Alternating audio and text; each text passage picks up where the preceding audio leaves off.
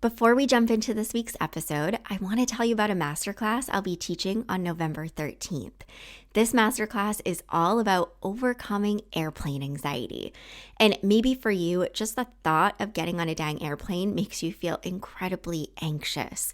Maybe it brings up feelings of, I can't even imagine being stuck and trapped on an airplane. What if I experience a ton of anxiety or the symptoms or a panic attack? Or what if I have a medical event? Or what if I get on the flight but I can't get back home? Or what if I have to go to the bathroom? Or what if I throw up? And the list goes on, right? Trust me, I get it. And then your brain throws at you all those past experiences of getting on an airplane, and it's like, don't do it, don't even think about it. So in this class, I'm going to teach you lots of simple and practical tips and tools that will actually help you to experience more peace and freedom about booking the flight, getting on the flight, and being far from home. So if you have an upcoming flight you're feeling really anxious about, or if you've really been wanting to book a flight but have been too anxious about doing it, this class is for you. Simply head to the link in the show notes to sign up, and if you sign up by October 27th, you'll get a really special discount. I hope to see you there. Welcome to a Healthy Push podcast. I'm Shannon Jackson, former anxiety sufferer turned adventure mom and anxiety recovery coach. I struggled with anxiety, panic disorder, and agoraphobia for 15 years. And now I help people to push past the stuff that I used to struggle with. Each week, I'll be sharing real and honest conversations along with actionable and practical steps that you can take to help you push past your anxious thoughts, the symptoms, panic, and fears. Welcome. You're right where you're meant to be. All right, today is a really good conversation I've been super looking forward to, and I know many people have been wanting me to have a conversation about this topic. So today I have a guest here with me, and we're going to chat about EMDR. And I know this is such a thing that so many people are curious about and have questions about, and she is going to bring so much clarity to this topic. So Elaine, welcome to a Healthy Push podcast. Thanks for having me. Glad to be here. I love getting to talk about EMDR, so I'm excited for this too. Yeah. So let's just start. Who are you? What do you do? Let's just start with, who is Elaine? Yeah, so I am a therapist in Phoenix, Arizona. I've been here for like the past 10 years, but grew up in the Seattle area. And just kind of always knew I wanted to be a therapist. And so went to undergrad out here in Phoenix and then grad school. And just last year launched my own private practice in Phoenix. And so I work with adults who are navigating healing trauma, issues coming up in their relationship that they're wanting to work on their individual part in, or grief. And so those are kind of my specialty areas. Yeah, very cool. Much needed. And I'm super jealous that you're in Phoenix. It's like Arizona is one of my true happy places. The weather just got nice. It was a long, hot summer, and I feel like just this week or last, it's become nice to be outside. Yeah. But yeah, I feel like anywhere you live, there's going to be a season, maybe unless you're in San Diego, but like anywhere, there's going to be a season that you're going to be stuck inside and the weather's not great. And that happens to be our summers, but I definitely would take that over a lot of rain and cloud cover and long winters. So it works for me. I was gonna say Mhm. maybe my winters in Maine you wouldn't switch. Like 8 months of cold and just a lot of Mhm. snow. I know, totally. And it could just be I'm not used to it yet. I had a couple friends though who went to Maine this summer and it looks gorgeous. So yeah. Yeah. Summer in Maine, there's nothing quite like it. hmm Okay, so let's dive in. Can we just start with the most simple, basic, like what is EMDR?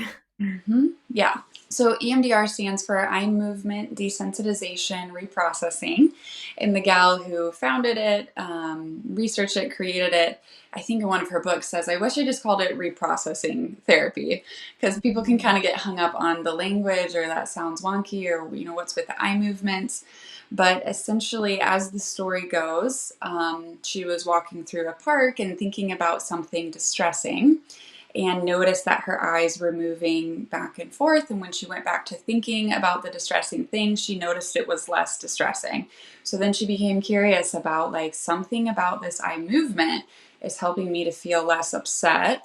And that, spun her into a bunch of research. A lot of that early work with EMDR was with veterans and those who were healing or recovering from PTSD, war trauma. And so, fast forward, basically, what we're doing is we're stimulating both parts of the brain, both hemispheres. And something about that taps into the way that our brain stores memory and emotional regulation. That process is disrupted when we have an overwhelming experience or a trauma. And so, in therapy, using EMDR, whether it's with eye movements or with tapping side to side, or some people will have headphones that have a sound going side to side, we're simulating a natural process in the brain to then do what we would call reconsolidate that memory. So that's sort of the broad picture of what's happening in the eye movements. Your therapist is either moving their fingers back and forth and you're following it with your eyes, or more commonly now there's like a light bar that will have a light that you're watching across the screen. And a lot of therapists will use just like buzzies that you hold in your hand that feels like a cell phone buzz that vibrates side to side. So the eye movement part of it was how it was initially founded, but it's not the only way to go about the protocol. And so the reprocessing part is really kind of what it's more about. Yeah. Yeah, it's so fascinating. I know people, and I definitely had this thought, or I should say assumption, that when you're proposing doing EMDR with somebody, it's because you've experienced trauma. I'm Mm. curious, what Hmm. is EMDR actually used for? Because now I think people are hearing much more that it's being used for anxiety disorders, which is Hmm. very fascinating. So it's, Hmm. not just for trauma or, like you said, PTSD. So, how does it fit into treatment for anxiety disorders? Yeah, that's a great question. And I'll maybe like back it up a little bit and share what I'm thinking of when I'm saying the word trauma. I think a lot of people will think of that as like big life threatening events, abuse type of events, and think, oh, I don't have any trauma because I never had those experiences. And trauma could be defined as anything that overwhelms our ability to cope. So that could be too much too soon. So that could be a big, overwhelming circumstance. It could be too much for too long. So not an intense situation, but higher stress for a long period of time, or too little for too long, which is more of that neglect, right? Like maybe I wasn't verbally harmed by mom or dad, but maybe I didn't feel that I had their attention consistently over time. So there's the absence of something that could still be a trauma. So really anything could be traumatic for someone, and it is based on each individual, their unique experience of the event. So you could have two siblings navigate the same experience, and one their brain encodes it as traumatic and the other doesn't. And so I think that's a helpful way to look at, when we're doing EMDR, we are addressing trauma, but it's not what we would maybe typically just think of as trauma. The theory behind EMDR is called AIP, Adaptive Information Processing Theory. And that approach would propose that the pain that we experience in life right now is associated with the pain and experiences we've had in the past. And so if I'm anxious in the present, this theory would say that the way that I've been shaped and formed, especially in early attachment relationships, has taught me to sort of navigate the world in a particular way. And sometimes the way that I've learned to navigate it is with a lot of anxiety. And so you might take Mhm. like someone who is really high achieving, maybe sort of perfectionist, but they wouldn't call themselves that because they don't think that they're actually perfect, but just very attentive, or like a people pleaser, so very anxious around how other people feel with them. And how that anxiety shows up is a lot of worry about, am I going to be good at this? Or what are people going to think of me? Or what if this happens? And when we trace that back, that could be associated with early experiences that in your adult brain you maybe wouldn't call traumatic, but at 3 years old or, seventh grade or whatever, when you experienced it, it was a big, overwhelming event that you didn't have enough resources in the way of supportive figures or information about how to digest the experience. That then we learned, okay, the way to cope or deal with this circumstance is to be very attentive to how other people feel, to worry about their feelings first before mine, or the way to feel safe in life is to perform really well so no one can critique me and I belong and I'm wanted, that kind of a thing.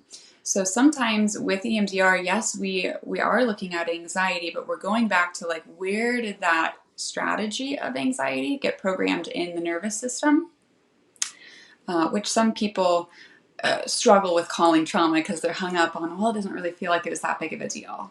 Yeah, I'm so glad that you said that because I think so many people struggle with that, right? That it Right. wasn't, I didn't experience anything really bad, really traumatic. And like Mhm. you said, it can be even, I don't want to say just, right? Because I don't want to Mhm. minimize, but higher stress for a long period of time. Like Mhm. that, that distress and being in that state for longer periods of time that is, traumatic. And so I'm so glad that you went back to that and defined that because I think it helps to understand, eh, I think for some people, right, the struggle is I don't want to go all the way back. I don't want to Mhm. go back to my childhood. I don't think we have to go back there. And Mhm. or maybe it's I've done that and I don't want to do that again. Mhm. But what you're saying, right, is we're really just revisiting these strategies that you maybe learned then that aren't so helpful now and how can we make a change to it. So I think it's Mhm. helpful to think it's not necessarily like going back and digging up all the things, but what Mhm. isn't working now for you and why, and helping to shift that. Am I on the right path? Yeah, totally. I mean, I think any therapy is looking at what is bothering the client right now. And so, Yeah. if something's not bothering someone, it's not important to look at, right? They might have had a very traumatic childhood, but if they're telling me, hey, I feel really at peace with that, I want to focus more present moment, then that's something that as a clinician, I think we need to honor.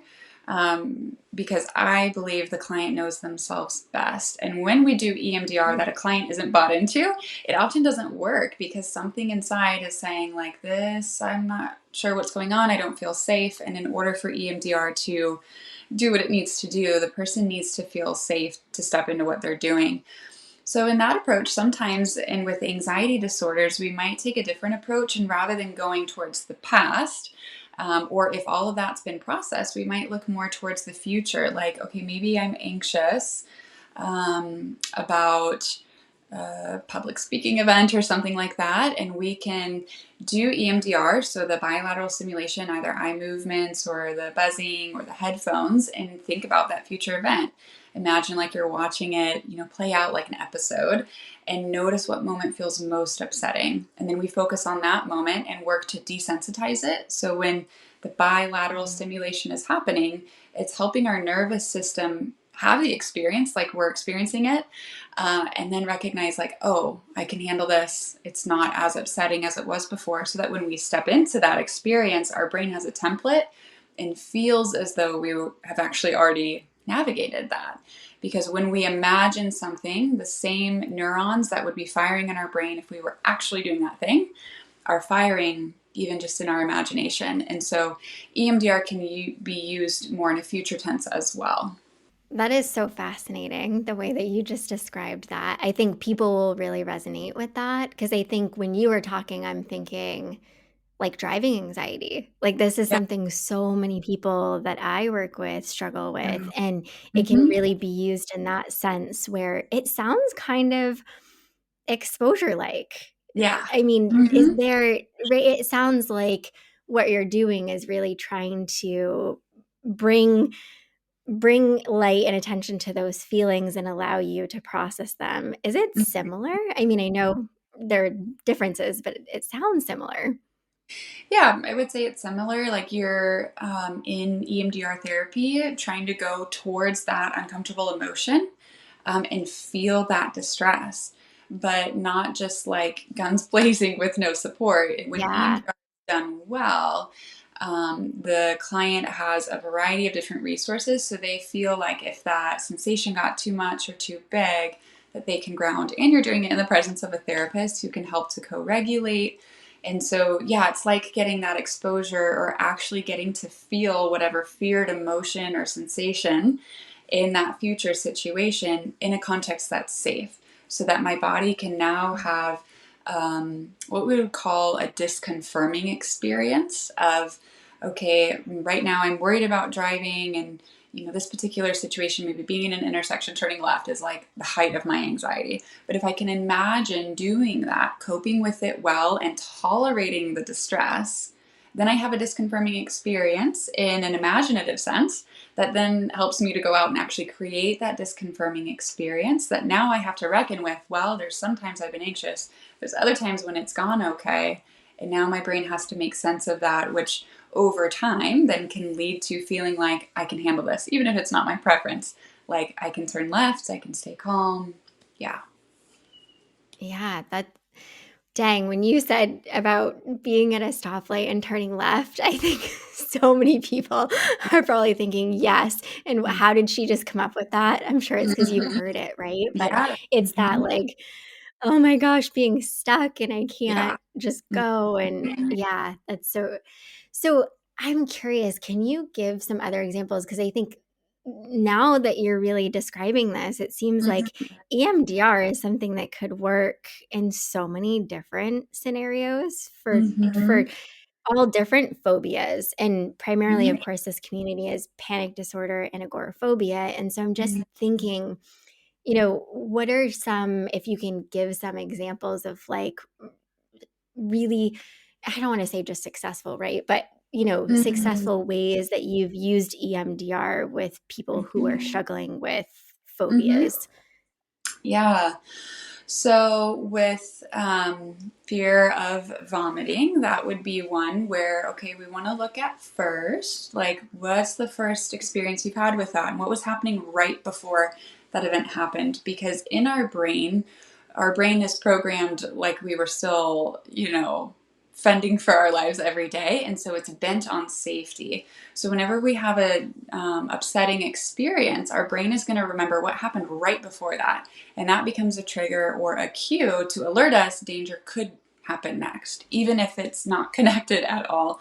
And so, like when a phobia develops, with EMDR, we might look at how is the story of how this was created. What were those early experiences? What happened right before that? Let's desensitize and process through what happened right before this event.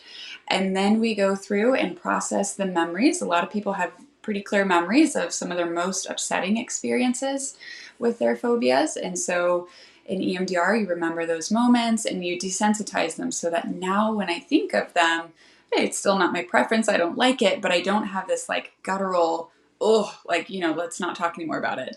And so it becomes something, okay, now I can tolerate thinking about, even if it's not my preference. And then we look at what are the triggers. And a lot of times, like for, I think it's called emetophobia, fear of vomiting. There Yes, yes.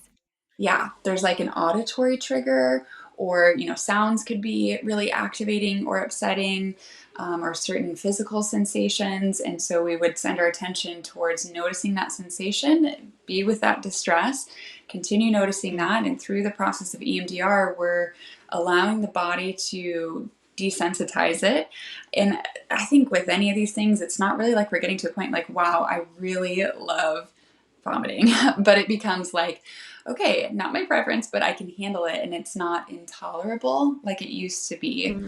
Mm. And so you can target, and when I say target, I'm just meaning like you're picking a specific trigger or memory to focus on in the EMDR session. So that could be past experiences, it could be present triggers, it could be aspects of the experience that connect to different sensory input, and then it could be future situations, because a lot of times our phobias really are consuming when we're thinking about the thing happening, and all of our life Yeah. becomes wrapped around you know um, anticipating it or preventing it.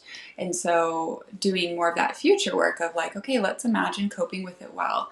let's imagine not engaging in some of your reassurance behaviors, and tolerating being in the space of I can't control the outcomes, but I can trust myself to handle this. So that would maybe be a little bit more fleshed out of the protocol, especially if a particular phobia has been practiced for a really long time. The EMDR process might feel more like a winding road and take a bit of time, as opposed to if there's like a single event trauma that EMDR is focusing on. So, yeah, does that answer your question? Oh my gosh, yes. And you using emetophobia as an example is so good because so many Mhm. people in my community struggle with that one. And I just Mhm. was thinking, right, this is, you shared that specific one, but it's like toilet anxiety, driving anxiety. I Mhm. can put that into what you just Mhm. described. So that was Mhm. incredibly helpful. I am just thinking, right, with EMDR, with the more trauma focused stuff, like, of Mhm. course, there are people who have experienced some very traumatic events and Mhm. can really even tie it back to that specific traumatic event. Like, this all started with that event, and maybe it is PTSD. Or how does it look? Does it look similar with somebody who is coming to do EMDR specifically for, I know, and I actually want to work through this trauma? Mhm. Versus someone who's like, I don't think I have any trauma, but just want to be relieved of this anxiety.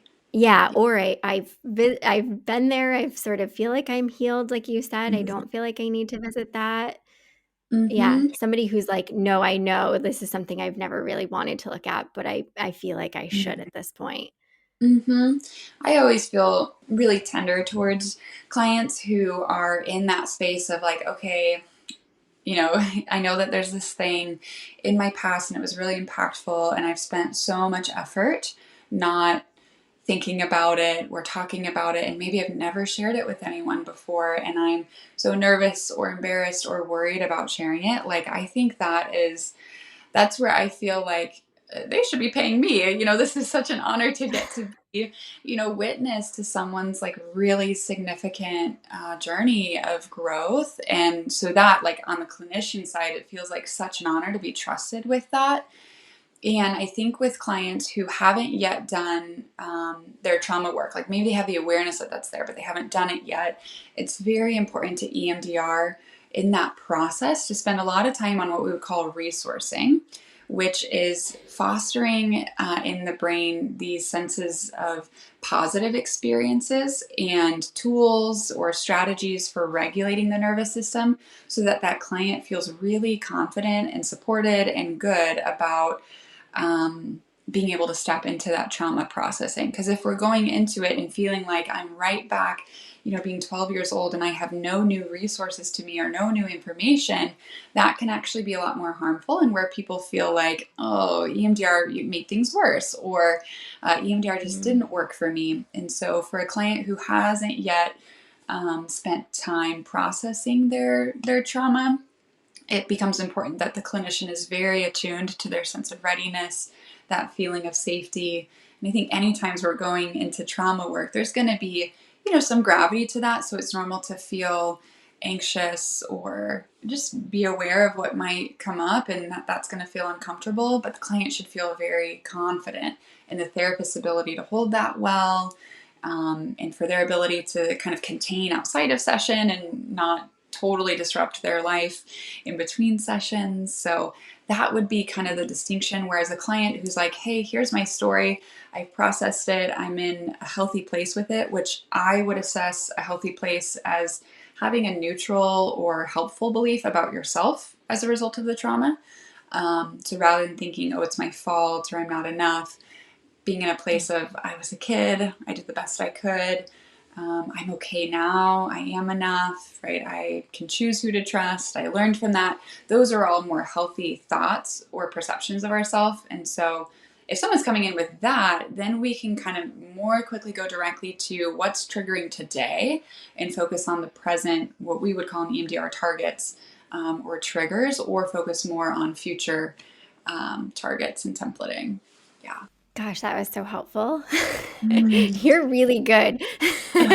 So I'm curious. I know a lot of people feel really intimidated, and I think it's Mhm. just because we haven't had enough conversations surrounding EMDR and what it really looks like and what you Mhm. might be able to expect. And I think you've really helped make it Mhm. feel and seem less scary. But I think Mhm. it is because of that. Like, I I have to face some things, and that's Mhm. part of this, right? But it's very nice to hear you say, we make sure that you actually have tools, have that safety, feel like you Mhm. can approach this in a really healthy way. It's not just, Mhm. we're going into this and it's Mhm. it's a very safe and healthy approach. So I know there are many people though who are like, maybe it's sounding better, but it still sounds really overwhelming and scary. Mhm. Is there anything that you feel like can be helpful to somebody who's anxious about trying it or hesitant about trying it, or maybe Mhm. has tried it and like didn't have a great, first experience? What would you offer Mhm. that person? Yeah, totally. So I think it can be hard to be a therapist, and you get out of grad school, and at least in my experience, I was given this very broad education of all the things, right? So I'm told coming out of grad school that I could work with couples, I could work with families, individuals of all ages and all diagnoses, and that's overwhelming. And so clinicians, as they grow, then do advanced education and specify. So sometimes what can happen is when you have a newer clinician, and this isn't true of all newer clinicians, this could be someone who's 10 years in as well, but sometimes someone will do a training and really latch on to a part of that modality. And so sometimes when people have a bad experience with EMDR, it could be that that particular clinician either just wasn't a great fit or maybe was a little bit earlier on in their understanding of the modality, which isn't like a knock on that therapist. It might be information for them to kind of narrow in on what kind of client they do really good EMDR with and where it's not the best fit. So for folks who've had a bad experience, I would encourage them not to automatically make that mean about them, that like I'm a bad client or EMDR just doesn't work for me, but to consider that there might be other elements going on there that made it not work in that time. But then the other thing I would suggest is a lot of times what I'll do with my clients, and this is especially true if we're going into one of those traumas that feels like a really big capital T trauma, is we'll start off doing EMDR on a memory that feels like on a scale of 0 to 10 is like a 4. So it's upsetting, but it's not like, that 8 or 9 trauma that we're really wanting to address, so that we can experience the process of EMDR, experience the relief of EMDR, so that we have an idea of what to expect when we get to the, more intense memories or trauma work. And so that might mean like, okay, I have some lingering feelings about an old job that I used to have and some conflict with a coworker, maybe. But like right now, it's maybe upsetting if I let myself think about it, but it's not a really big deal to me. It's not totally like on my mind all the time. So doing EMDR on something like that, even if it's totally unrelated to the anxiety, the phobia, the trauma that I want to work on now, that can be a really great way to sort of dip your toes in the water and experience it. And then make an educated decision on, do I want to do this with the other trauma or phobia or other treatment goals? Or was like, hey, that's an interesting experience and I'd rather do a different kind of therapy modality. So that would be one thing that I would recommend, which hopefully a clinician would be aware of and be the one leading and guiding that. But if someone's listening to this and thinking like, I did EMDR and it was way too overwhelming too quickly, being able to tell your therapist, hey, that was too overwhelming, too quick. Can we dial it back and maybe adjust some things? Hopefully, that's something that the therapist can then discern how to approach. But one other thing is with EMDR, it's one of those modalities that you can do an intensive on, meaning that rather than meeting for your typical 50-minute therapy hour, you're meeting for 2 hours or 4 hours. And so you're spending a longer session moving through a memory or an experience, which some people might hear that and think, oh my gosh, that sounds exhausting or like the worst day ever. But oftentimes you can actually move through material more quickly when you have a longer amount of time to stay with the processing. And a lot of people can find that as a more supportive way to go about EMDR rather than kind of reopening and reclosing the event or the experience every week for however long. Yeah. Gosh, you just offered so much goodness in there. I think, right, Mm-hmm. it's so important to just to have that communication. What, Mm-hmm. if what feels good, what doesn't feel good, and what feels like Mm-hmm. too much. And it's sometimes hard to say Mm-hmm. that, but it's so Yeah. important because I think some of these modalities, like you said, can be really helpful, but you're also a part in making sure it's helpful for you and Mm-hmm. you really know you best. And so I always say, right, try it, find somebody that specializes in it, somebody that, has experience in it. Just try it. And you can just try, one session, and it doesn't mean you're immediately jumping into it, but, the therapist will work with you and really you can figure out a plan together for trying it. So I am so glad you shared so much goodness there. Is there anything you feel like you sort of want to clear up about EMDR or anything else you want to say about it? Because I feel like I can ask questions, but you Mm-hmm. clearly you know your stuff with EMDR and have been doing it for some time with clients. So Yeah. Gosh. What would I want to clear up? I think there's a lot of like energy and enthusiasm in EMDR therapists about the modality itself.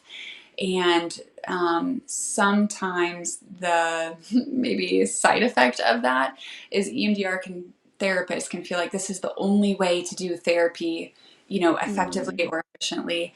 And while I can understand the enthusiasm and it is research supported, and when you see clients make big transformation in a short amount of time, it is something you want everybody to know about. And I would want the world to know that there are a variety of ways to heal and to process. And so if that's not EMDR for someone, that is okay. And if that's not a clinician's modality, I think that's also okay.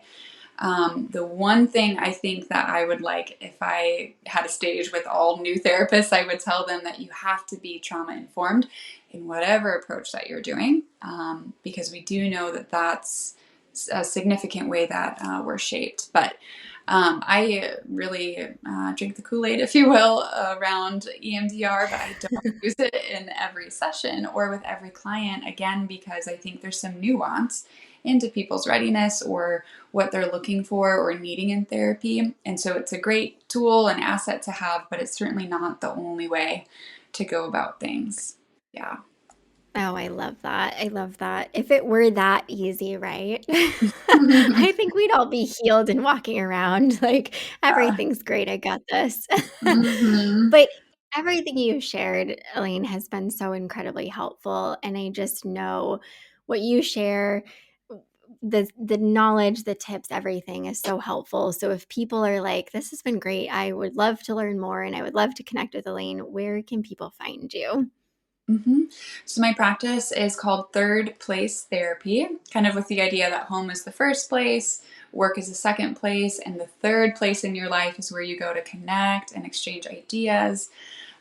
So I'm on Instagram, Third Place Therapy, my website, thirdplacetherapy.com. I hope I you enjoyed this just episode of A released Healthy a Push. free If you ebook want more, guide head that on over to has ahealthypush.com for the four show notes different and lots reflection more prompts tips, and tools, and exercises for inspiration that folks will to do support if your there's someone recovery. who And if you're hoping for me is to cover a noticing in their certain topic, relationship, be sure to join my hey, I'm Instagram reacting in community some at A ways Healthy that Push are and let me know in not the comments helpful, what you especially want in to the hear midst of next. conflict, and I'm struggling to regulate myself to actually have productive conversation or communication, and I want to learn what I can do to show up different in that relationship. It's 10 pages of like things that I guide clients through in session. And so my license limits me to only working in Arizona. So I can't work with folks who are outside of the state. But if someone wanted to access my content, that would be a free and easy way to really get a lot of the good stuff. And I think if someone used that guide and followed everything in it consistently, it would really transform a lot of relationships. It's trauma informed and Mm. has a lot of practical tips too. So that can be found at the link in my bio or on my website, thirdplacetherapy.com/click here. Yeah, and that's where I can be found. I love that. So good. Thank you so much, Elaine, for coming on and sharing all of your wisdom. It's been amazing. Thanks. Well, thanks so much for having me, Shannon. I appreciate it.